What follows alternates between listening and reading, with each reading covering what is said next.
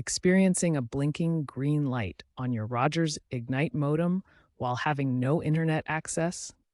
This usually indicates that your modem is connected to Rogers' network but isn't fully registered or authenticated. Let's address this directly. First, power cycle your modem.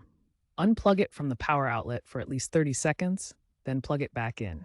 This often clears temporary glitches and forces the modem to re-register with Rogers servers. While it restarts, check all cable connections to ensure they are secure. If the blinking green light persists after the modem restarts, proceed to the next steps to further troubleshoot this common registration issue. If a simple restart doesn't solve the blinking green light issue, more advanced troubleshooting is needed. Use the Rogers Ignite self-help app, launched in August 2025, as it guides you through a registration reset, often resolving the issue without needing to contact support. If that doesn't work, try a factory reset on your modem by pressing and holding the reset button for 10 to 15 seconds.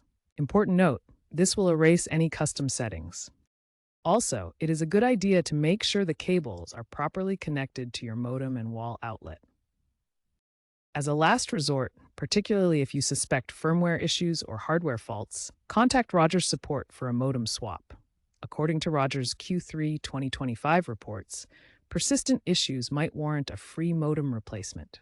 Remember to document all steps taken for future reference or when contacting support.